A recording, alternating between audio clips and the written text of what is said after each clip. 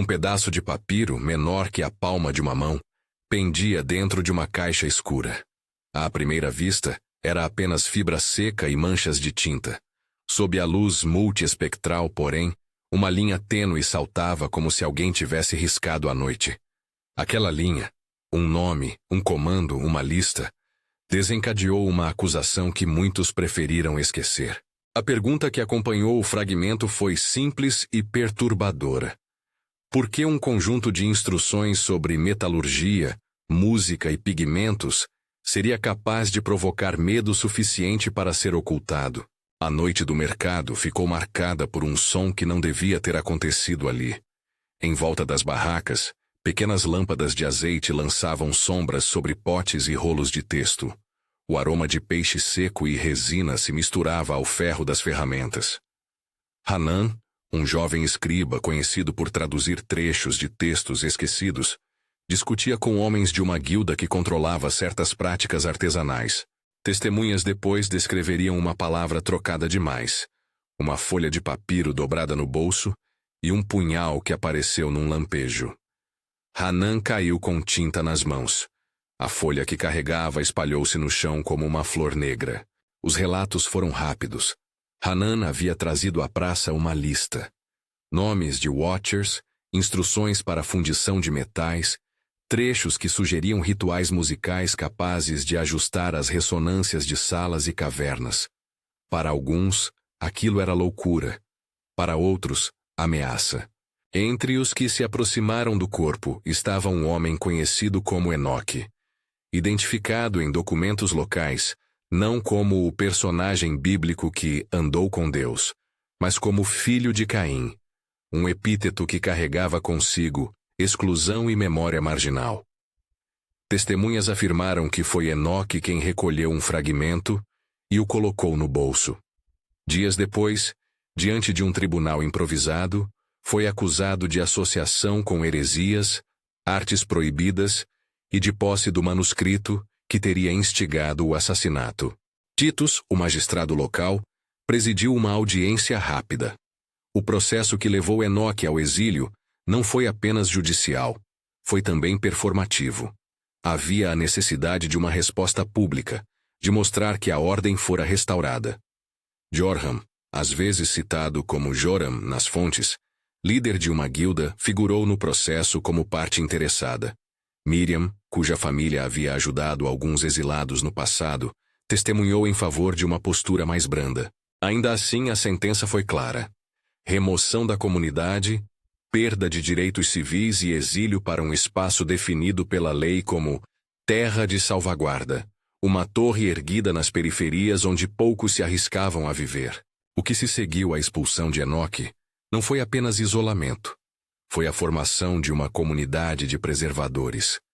Naquele lugar ermo, sob o vento salgada que vinha do mar, homens e mulheres que foram à margem por razões distintas, copistas, artesãos banidos, um monge chamado Brother Malak, que havia deixado um mosteiro por discordância teológica, juntaram-se para proteger fragmentos, replicar práticas e, sobretudo, para conservar memórias que instituições centrais haviam decidido esquecer.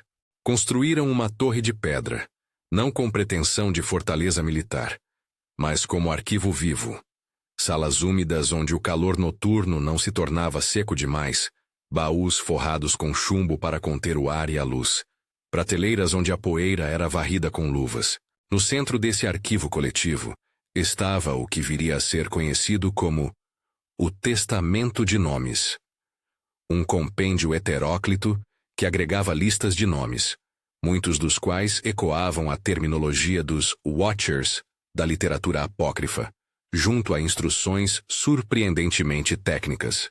Entre as páginas, os preservadores encontraram procedimentos para trabalhar metais com ligas que reduziriam a fragilidade, esquemas rítmicos para instrumentos que interferiam em vibrações de ambientes, receitas para pigmentos que resistiam a clima e salinidade, e, intercaladas, visões místicas onde figuras altas e descarnadas, chamadas em algumas passagens de Nefilim, caminham nas margens de cidades em ruínas.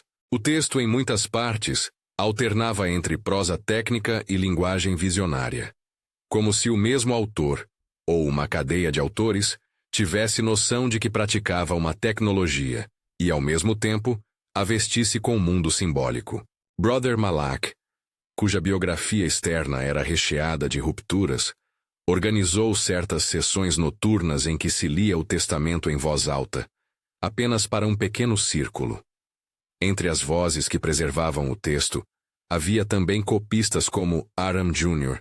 e Arum Scribe, homens de mão firme e olhos cansados, que passaram anos copiando sinais, corrigindo variantes e anotando margens como se fossem caminhos. A mulher que ganhou liderança discreta naquele grupo foi Miriam. Encontro entre memória materna e coragem prática, ela confrontou a hostilidade externa mais de uma vez e transformou o espaço em uma espécie de santuário técnico, onde se reverenciava o ofício tanto quanto se preservava a teologia marginal. O manuscrito não era uniforme. Alguns folhos eram palimpsestos. Outras folhas ostentavam correções, colagens de tiras menores, adesivos de pele. Certas passagens, claramente inserções tardias segundo os especialistas que mais tarde leriam as facas do texto, exibiam vocabulário técnico que parecia deslocado no tempo. Havia menções a processos de fundição com temperaturas incomuns, descrições de ritmos com assinaturas métricas que poucos teóricos musicais conheciam, e diagramas de pigmentos cujo uso de determinados minerais sugeria conexões com rotas comerciais marítimas. Tudo isso tornava o compêndio uma encruzilhada. Um livro de ofício, um manual ritual, uma espécie de mapa de memória. A passagem que mais incomodava comunidades centrais não era, de fato, a lista dos nomes dos Watchers, os anjos caídos de que outros escritos apócrifos já falavam, nem mesmo a alegação de encontros com seres colossais. O que despertava medo eram as instruções práticas ali compiladas. A tecnologia que permitia melhorar as ligas metálicas podia ser aplicada tanto em instrumentos quanto em armas. Os ritmos que ajustavam ressonâncias de cavernas poderiam servir para fins terapêuticos ou para demover estruturas. As tintas que resistiam à salinidade eram úteis para mapas e pergaminhos, mas também para insígnias que deveriam durar séculos. Em outras palavras, o texto prometia conhecimento que atravessava a linha entre cura e poder. Quando fragmentos começaram a escapar da torre, copiados, traficados, usados como prova em disputas locais, a reação foi imediata. Nos mercados e praças, leituras públicas provocaram tumultos. Em uma rifa noturna, um grupo de jovens tocou ritmos descritos no manuscrito. A acústica da rua fez as portas vibrar, e moradores próximos, atemorizados, acusaram os tocadores de infringir limites sagrados. Manifestações brotaram. Alguns pediam que o conteúdo fosse destruído. Outros, incendiando cópias, declaravam os preservadores hereges. As autoridades religiosas, que até então haviam tolerado certas tradições marginais, entenderam que era hora de agir. O primeiro contato com o mundo institucional, aquele da escrita oficial, dos concílios, dos registros arquivísticos, foi marcado por consultas e procedimentos formais. Antônios, um arcebispo conservador de destaque, pediu cautela. Que comitês fossem formados. Sua linguagem foi administrativa, mas o tom era claro. Era preciso regular o alcance do texto. Decisões foram tomadas não apenas com base em teologia, mas também com estratégias de controle social. Rotular algo de apócrifo tornou-se, em muitos casos, uma forma de limitar circulação. Nenhuma dessas ações, porém, fechou a caixa. Ao contrário, ela reavivou a curiosidade. Séculos depois, e aqui a narrativa abraça vozes distintas, de monjas copistas a historiadores modernos, a caixa de chumbo que continha fragmentos do testamento reapareceu em condições misteriosas, submersa em uma cisterna de um convento sido reformado, vendida por herdeiros que mal sabiam o que tinham. Leila Moro, que mais tarde se transformou em conservadora e curadora de imagens, recebeu as placas e tratou-as com reverência científica. Foi ela quem, anos depois, publicou imagens controladas em alta resolução. Imagens que, sob luz multiespectral, mostraram letras sobrepostas, tinta que refletia cobre e partículas de pigmento identificadas como provenientes de rotas marítimas longínquas. Leila insistia em uma prosa cautelosa. A caixa proporcionava pistas, não sentenças. A leitura moderna do testamento envolveu um mosaico de procedimentos. Dr. Elias Hart, um paleógrafo com anos de serviço em arquivos nacionais, aplicou as ferramentas canônicas, análise da ductus, o modo como a pena traça as linhas, comparação com grafias datadas de períodos conhecidos e exames microscópicos das fibras. Hart não proclamou certezas, mas apontou para padrões.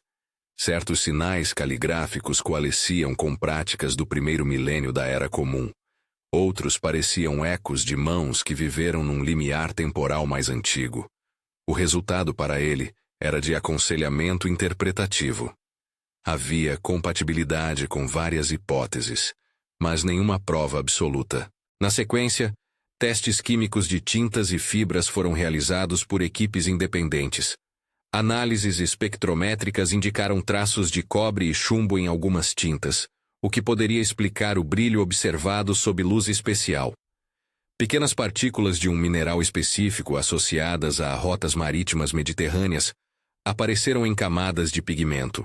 Leila e Hart, ao comentar esses achados, enfatizaram distinções cruciais.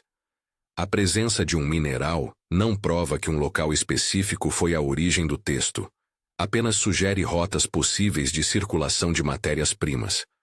Quando a notícia do conjunto de resultados vazou, imagens divulgadas antes do tempo por um assistente impaciente, a reação pública se intensificou.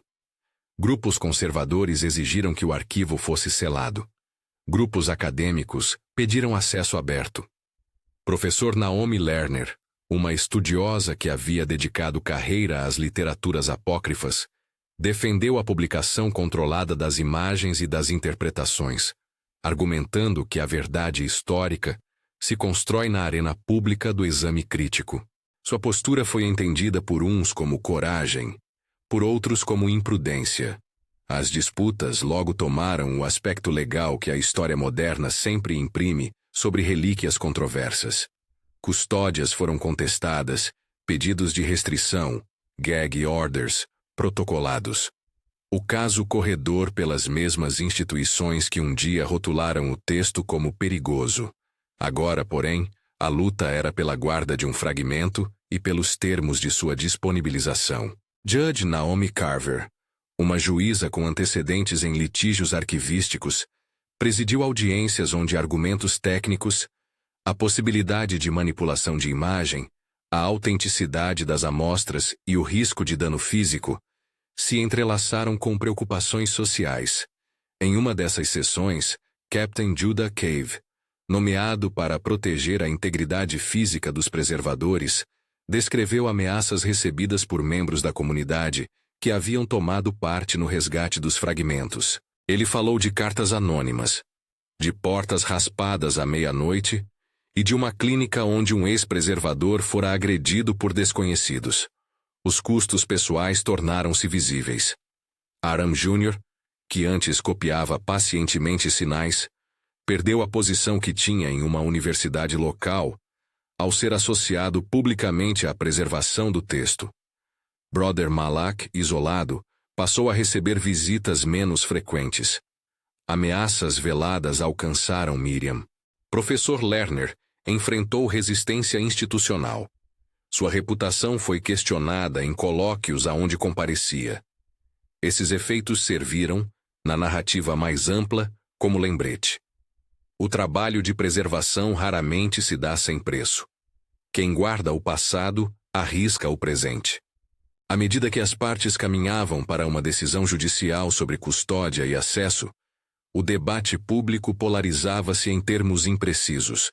Era a liberdade do conhecimento contra o dever de proteger comunidades.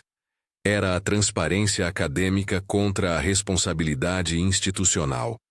Surgiram também interpretações teológicas. Cópias do Testamento circularam entre comunidades periféricas que reinterpretaram certas passagens como rituais de cura. Pequenas congregações adaptaram trechos para cantos em cultos, incorporando ritmos e palavras que outrora tinham sido marginalizadas. Essa apropriação trouxe mudanças litúrgicas locais. Hinos que empregavam as cadências descritas no compêndio ganharam seguidores. Novos símbolos feitos com tintas reminiscentes das receitas do Testamento foram adotados. Para esses grupos, o texto não era prova de heresia nem arma, mas um elo de identidade. No entanto, a institucionalização das reações se mantinha firme. Comitês reavaliavam, a imprensa interrogava especialistas e autoridades religiosas convocavam reuniões para discutir o que significava que um filho de Caim tivesse deixado tal legado. As vozes moderadas pediam que a discussão permanecesse em termos de evidência e interpretação. As vozes duras exigiam proteção diante do que chamavam de contaminação cultural. No centro de tudo, o fragmento continuava a brilhar sob a luz multiespectral, desafiando quem olhasse a separar fato de mito. Algumas linhas do Testamento foram traduzidas, sempre com a ressalva tradução aproximada, devido a variantes textuais e lacunas. Uma delas dizia, em reconstrução cautelosa: aprende o traço do metal e o canto do eco, pois ambos forjam o que o mundo chama de poder. Outra, em tom visionário, referia-se a seres gigantescos que murmuraram nomes antigos nas bordas da cidade. Uma imagem que ecoava, sem afirmá-la, a linguagem de textos como Primeiro Enoque. Os tradutores alertaram: paralelos literários existem, mas isso não transforma automaticamente as narrativas em equivalentes históricos. Quando Leila publicou as primeiras imagens controladas, ela incluiu notas de variante e um catálogo técnico. Onde havia dúvidas sobre a leitura de um sinal, o leitor moderno encontraria um asterisco e alternativas propostas. Essa transparência foi ao mesmo tempo apreciada e criticada. Apreciada por historiadores que viam um compromisso com o método, criticada por quem esperava decisões mais categóricas. A ciência, afinal, costuma conviver com a hesitação. No plano jurídico, a audiência que se abria diante de Judge Naomi Carver reuniu testemunhos técnicos. Dr. Hart discorrendo sobre ductus e paleografia. Uma equipe de química explicando a composição de tintas. Leila demonstrando a técnica de imagem multiespectral. Captain Cave relatando ameaças e depoimentos humanos. Miriam falando das pessoas que perderam emprego. Professor Lerner sobre a importância do acesso. Brother Malak sobre a responsabilidade espiritual de preservar. Cada intervenção carregava em si pesos diferentes. O técnico, o moral, o prático. A história, porém, ainda não havia concluído os seus arcos principais, quando uma nova descoberta mudou o cenário. Entre as caixas do arquivo, um curador encontrou um rolo menor, enrolado dentro de couro bem preservado. A inscrição era pouca coisa. 3 caracteres sobrepostos que, em possíveis leituras, poderiam ser uma assinatura ou um selo. Alguns pensaram que fosse a marca de um copista. Outros sugeriram que poderia ser algo como linha de transmissão, uma etiqueta que os antigos usavam para dizer quem havia revisado um texto. A presença do rolo e o enigma dos 3 caracteres introduziu uma complicação. Se aquele pequeno rolo fosse uma etiqueta de revisão, então o compêndio poderia ter passado por um processo editorial mais sofisticado do que se imaginara. Se fosse uma assinatura, apontaria para um autor identificado, ou ao menos para alguém que reclamara paternidade daquele conjunto. A hipótese suscitou novas perguntas. Quem poderia reivindicar a autoria de um texto tão eclético? Seria Enoque, o filho de Caim, autor original, compilador ou apenas um transmissor? As tradições textuais são caprichosas.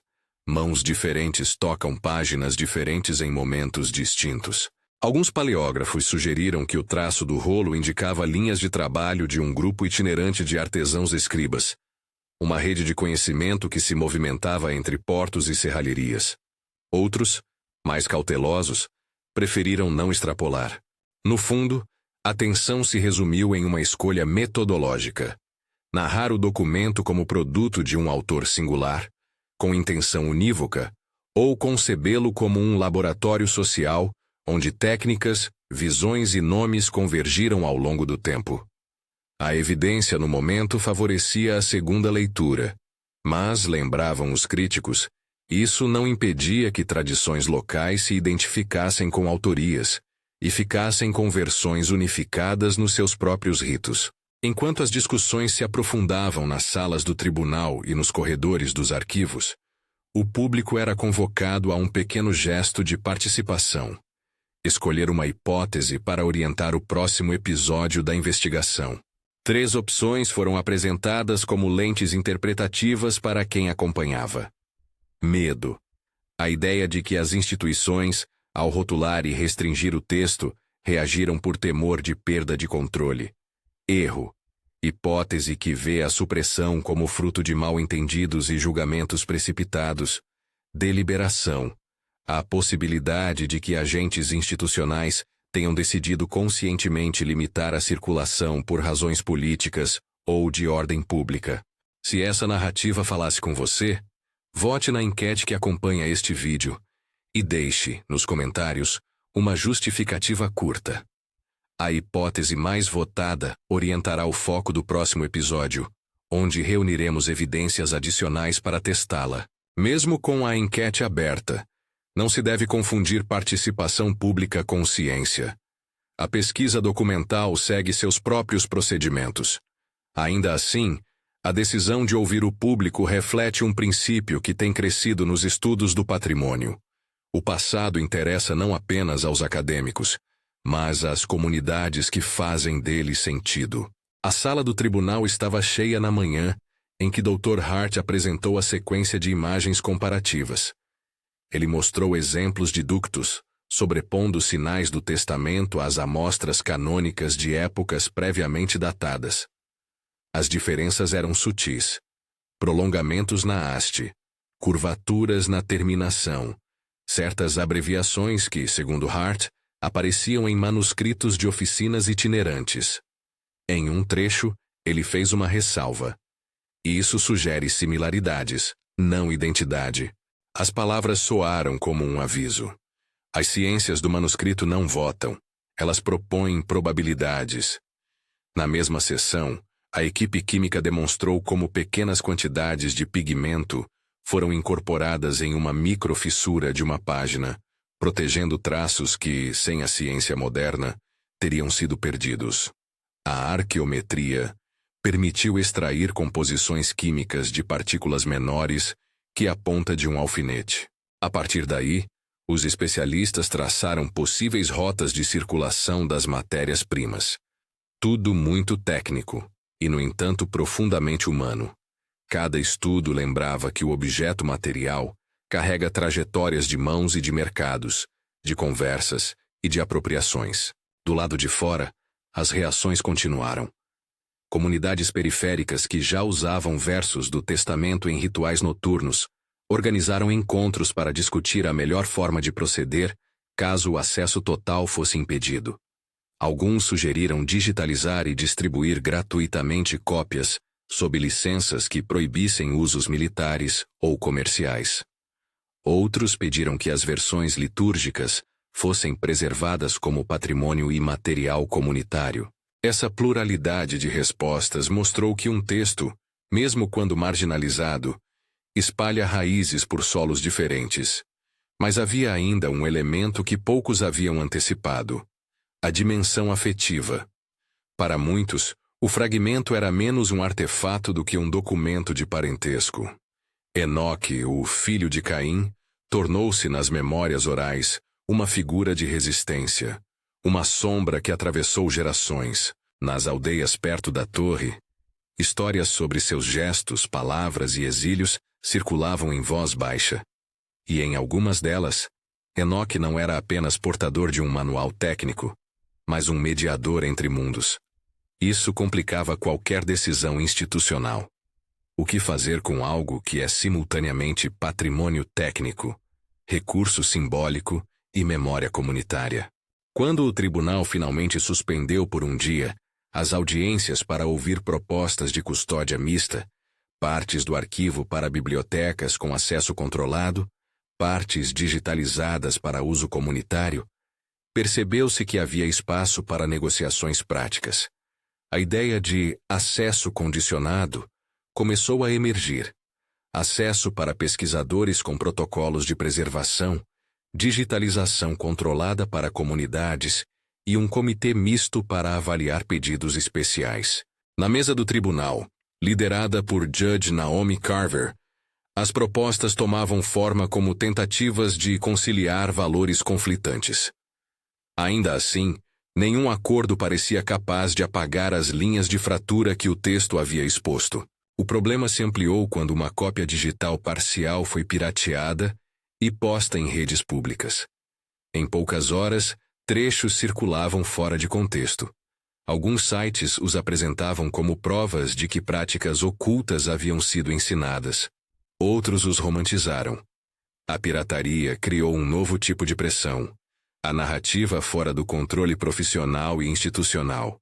Para muitos historiadores, a circulação descontrolada tornara o problema de conservação um dilema de comunicação pública.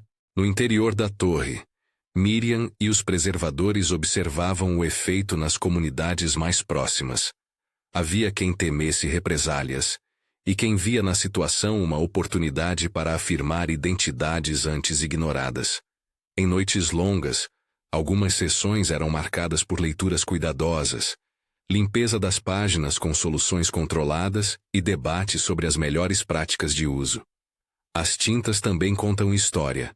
E essa história cheira a comércio e mar, dizia Aaron Jr. E tocando com luvas uma folha, onde fibras de salinidade se prendiam às margens.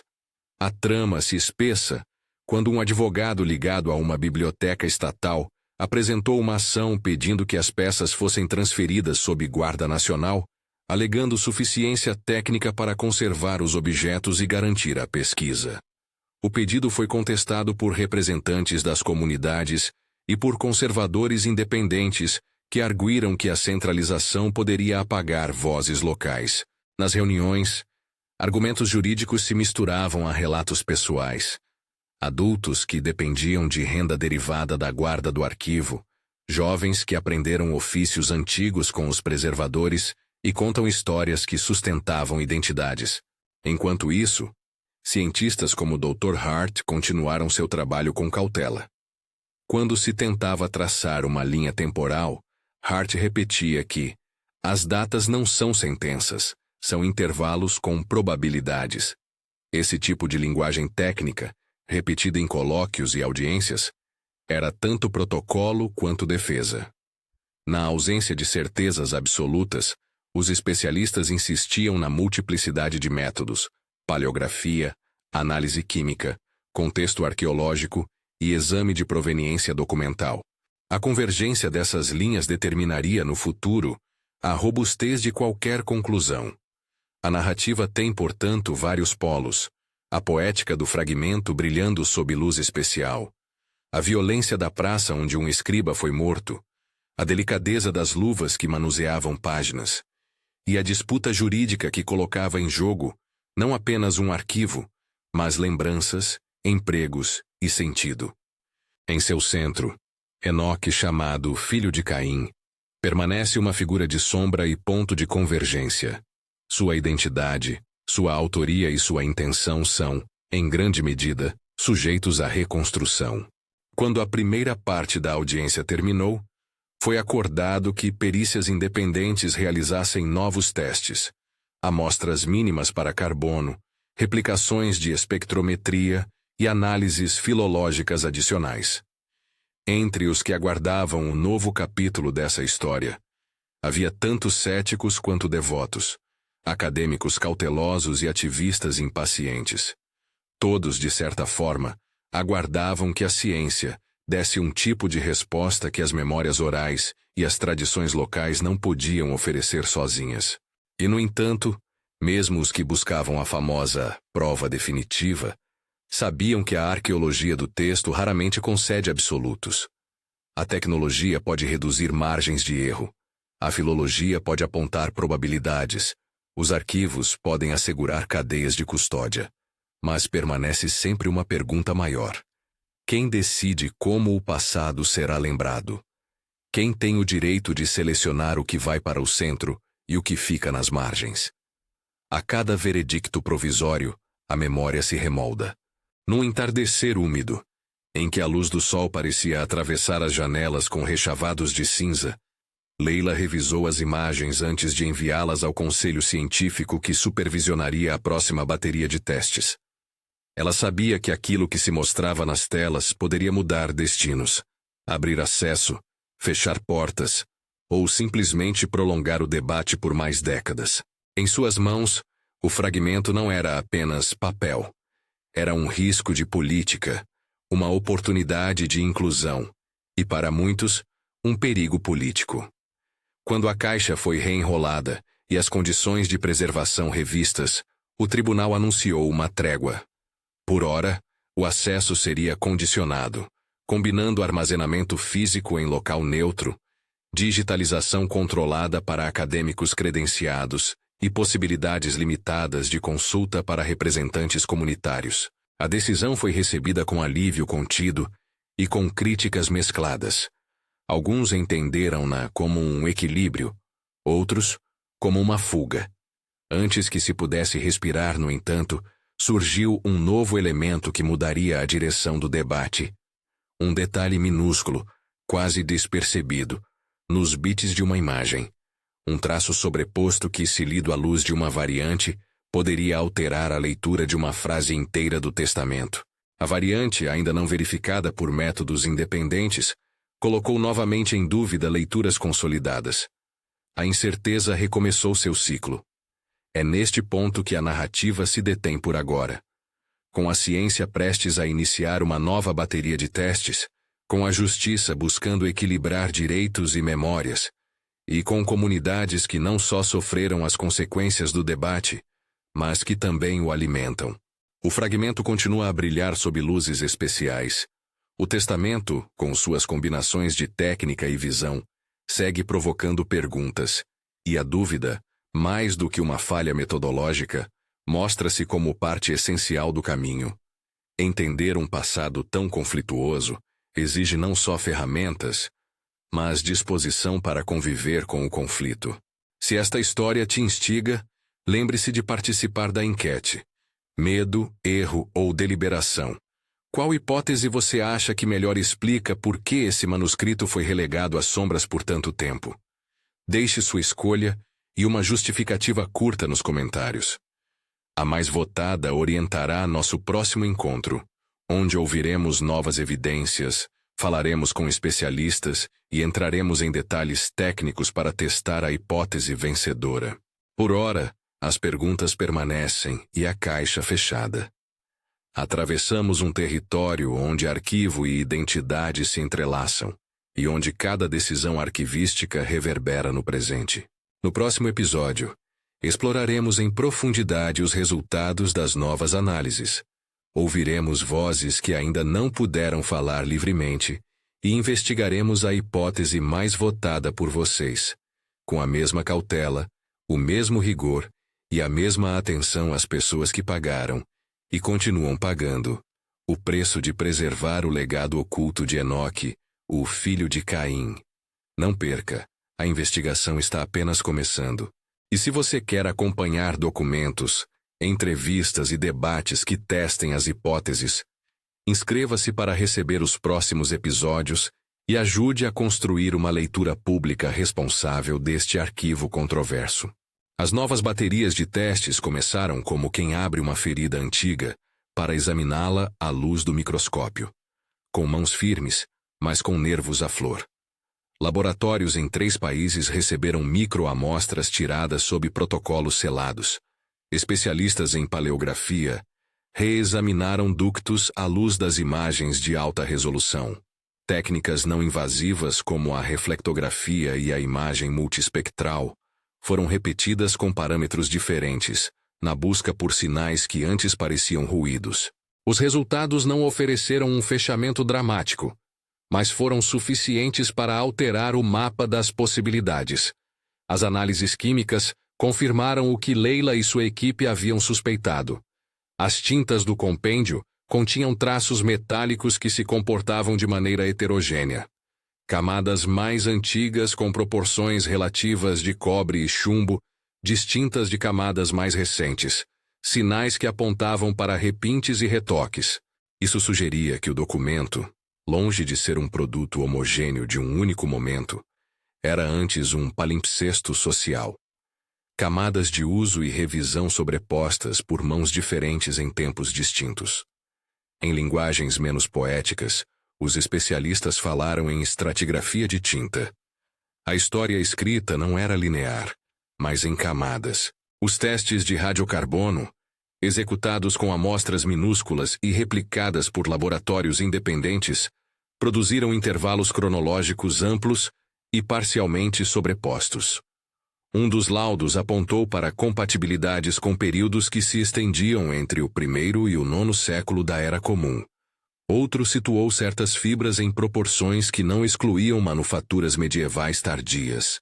Os peritos foram rápidos em lembrar ao tribunal e às audiências públicas que tais intervalos não eram sentenças, e sim probabilidades, calibragem, contaminação e a própria possibilidade de inserções tardias tornavam qualquer data única problemática.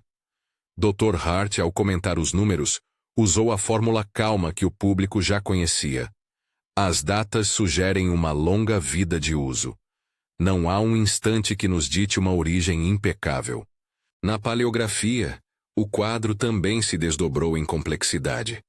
Traços curtos e longos, abreviações inusuais, e um certo uso de ligaduras aproximavam algumas mãos a oficinas itinerantes do litoral.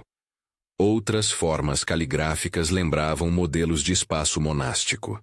Alguns sinais, antes tidos como variantes exóticas, foram relidos como marcas de revisão. Possíveis sinais de corretores que haviam tentado harmonizar leituras ou adaptar termos técnicos a contornos regionais. A presença do pequeno rolo com os 3 caracteres voltou a provocar debate. Certas leituras agora favoreciam a hipótese de um selo de revisão, não de autoria singular. Essa hipótese, se aceita, colocava o compêndio dentro de uma cadeia editorial, e não na mesa de um único homem. A variante textual descoberta nas camadas mais profundas das imagens multiespectrais foi o que reacendeu tensões mais visíveis. Onde antes se lia, em reconstrução cautelosa, aprende o traço do metal e o canto do eco. Agora, se uma leitura alternativa fosse aceita, a frase podia se traduzir por algo como: aprende o traço do metal e forja a voz do nome. A diferença é sutil, de superfície, mas tem implicações retóricas. Se o compêndio ensinava não apenas a manipular ressonâncias, mas a forjar vozes de nomes, a linguagem do poder, a capacidade de nomear e por isso de convocar, ganhava maior ênfase.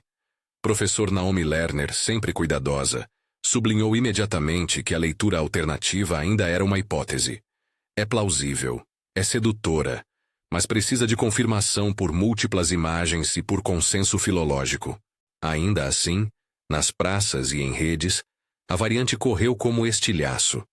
O que se seguiu foi previsível e humano. Jornais sensacionalistas publicaram chamadas que misturavam leituras provisórias com conjecturas imperfeitas. Líderes religiosos conservadores pediram cautela institucional. Ativistas de patrimônio exigiram acesso pleno. Comunidades que já haviam adaptado trechos do compêndio para cultos menores sentiram-se ameaçadas por um possível veto institucional. Antônios, o arcebispo, voltou a publicar um memorando pedindo gesto pastoral e prudência canônica, sem, porém, tentar suprimir o trabalho científico.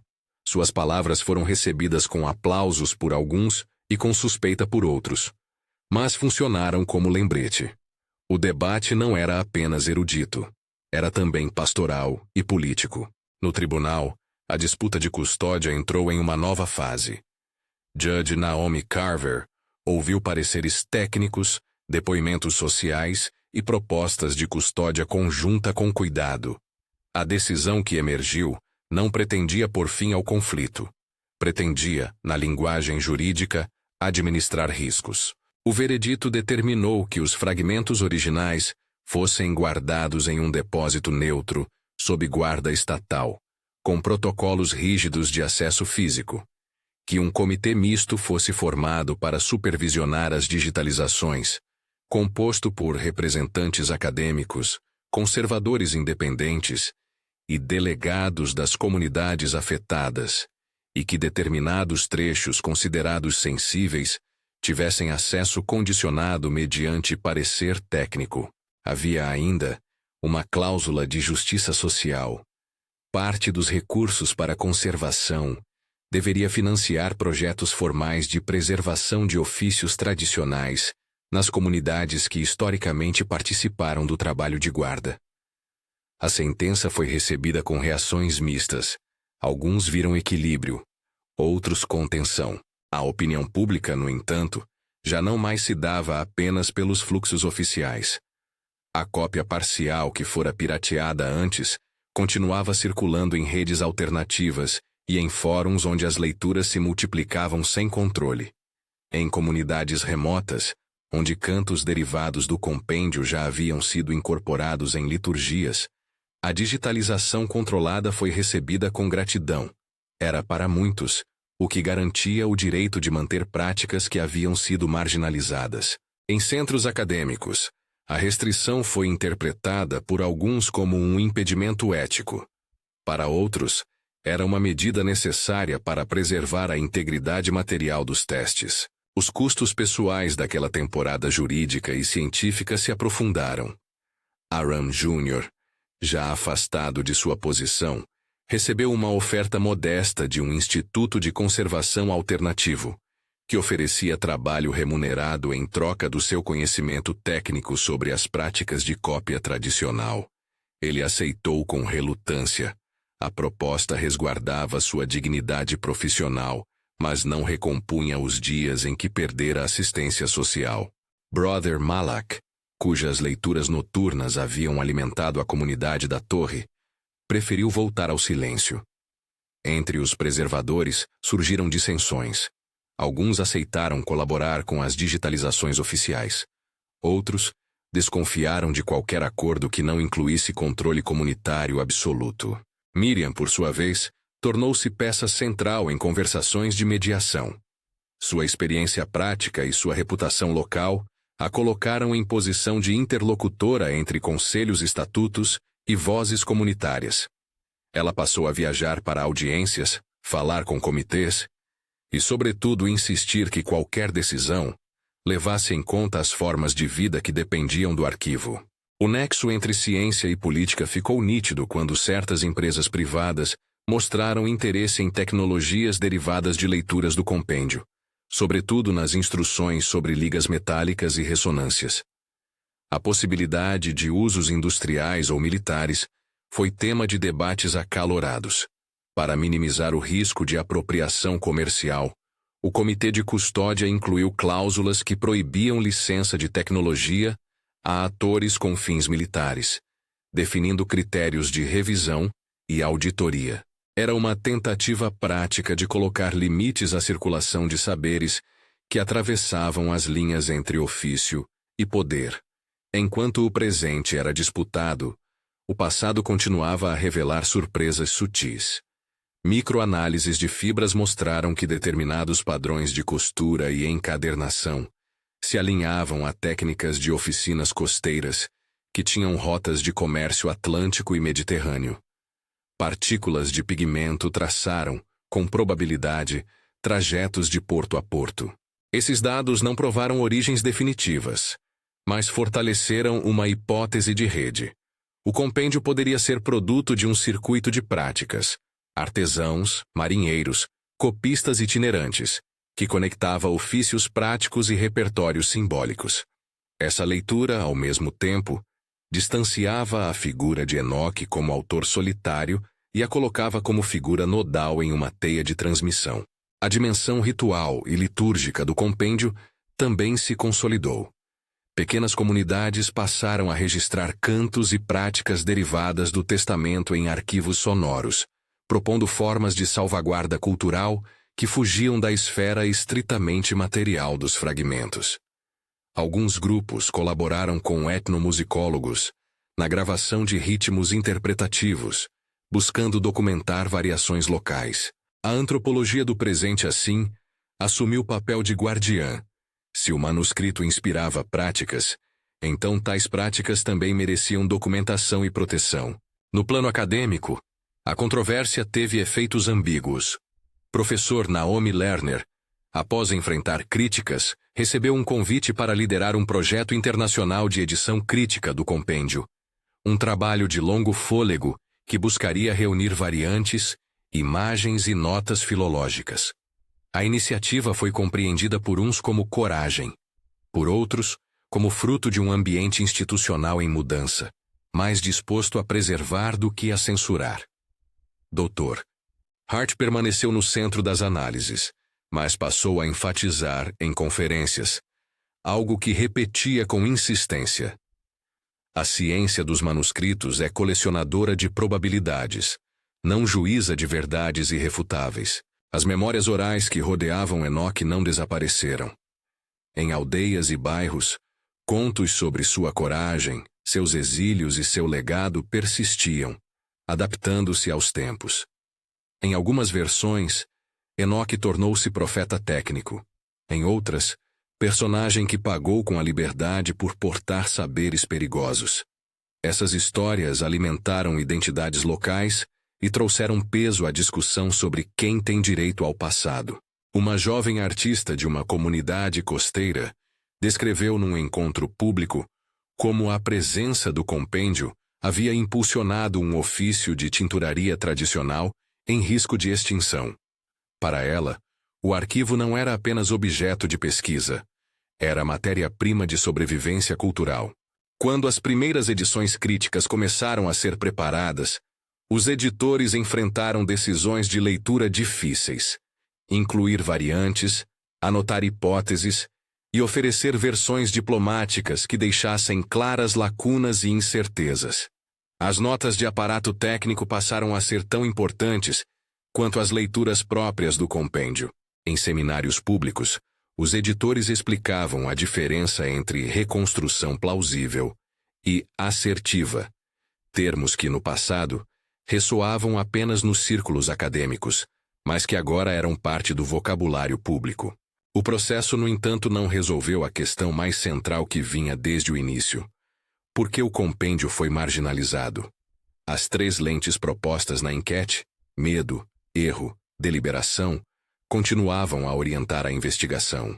A evidência acumulada permitia formular hipóteses mais nuançadas. Havia indícios de medo institucional diante de capacidades técnicas que poderiam desestabilizar ordens. Havia sinais de julgamentos precipitados motivados por incompreensão do caráter híbrido do texto. E havia, eventualmente, atos deliberados de controle por parte de agentes que viam na restrição de circulação uma ferramenta de gestão social. A história, assim, não admitia uma resposta simples. O que fora provavelmente uma combinação de fatores, contextos particulares de medo, lapsos de comunicação e decisões deliberadas, tudo mediado por interesses sociais e necessidades de ordem. No plano humano, contudo, a pergunta assumia contornos mais aflitivos. Quem pagaria pelos riscos?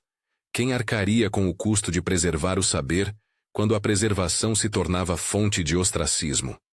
Em conversas privadas, Miriam lembrava que a torre e as práticas de guarda tinham sido por muito tempo formas de sustento e coesão.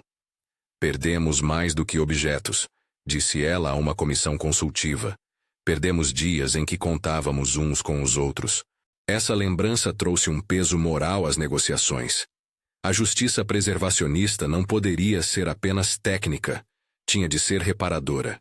Ao fim, o compêndio consolidou-se como um nó, onde técnica, religião, memória e política se entrelaçavam. Não transformou cânones, não derrubou doutrinas, mas reabriu perguntas fundamentais. Quem decide que memórias se tornam centrais? Que saberes são legítimos? Que práticas merecem proteção? O problema não é apenas histórico. É, na sua raiz, ético e presente. Num último gesto público antes do encerramento formal do caso, Judge Naomi Carver estabeleceu uma plataforma permanente de consulta pública, arquivos digitais controlados, painéis de revisão e um fundo para projetos comunitários de preservação. A decisão não prometeu unanimidade. Prometeu, isso sim, um espaço institucional reconhecido para a disputa e a conservação. Era um resultado que refletia a fratura da história. Nem vitória total, nem derrota definitiva. Um compromisso de convivência com o conflito. Na quietude que se seguiu, as imagens do fragmento continuaram a brilhar sob luz multiespectral em salas de curadoria. Alguém, talvez Leila, talvez uma mão anônima de conservador, virou outra página com luvas brancas. As palavras do compêndio, em suas múltiplas camadas, continuavam a resistir à chantagem de esclarecimentos fáceis. Enoque, o filho de Caim, permanecia como figura liminar, não totalmente conhecido, nem completamente apagado. Matéria de memória que exigia cuidado. A investigação, para além de qualquer veredito técnico, deixou um legado prático. Renovar o modo como tratamos o patrimônio que habita as margens. As instituições aprenderam, a duras penas, que o controle e a exclusão têm custos humanos, que a transparência exige responsabilidade, que a ciência do manuscrito precisa andar de mãos dadas com a ética pública. Para os preservadores, a lição foi igualmente dura. Guardar o passado pode custar o presente, e assim a tarefa de preservação demanda garantias sociais e econômicas. No fim, o fragmento repousou novamente em sua caixa, protegido pelas camadas que o tornavam legível e enigmático. Mas a história que se seguiria não seria apenas decifrar sinais antigos. Seria também assegurar que vozes marginalizadas pudessem participar da narração. A memória, concluiu-se, não é um único arquivo que se guarda em silêncio. É uma conversa em que muitos têm direito a falar. O compêndio de Enoque permanece, portanto, como convite. Para ler com humildade, para preservar com justiça e para decidir com escuta. Se você acompanhou até aqui, inscreva-se para não perder o próximo episódio. Vamos testar a hipótese mais votada na enquete: medo, erro ou deliberação. Reunindo novos documentos, entrevistas e análises que podem iluminar o que levou esse manuscrito a ser relegado às sombras. Há ainda fragmentos por decifrar, vidas por ouvir e perguntas que exigem mais do que vontade. Exigem método, coragem e responsabilidade. A investigação continua.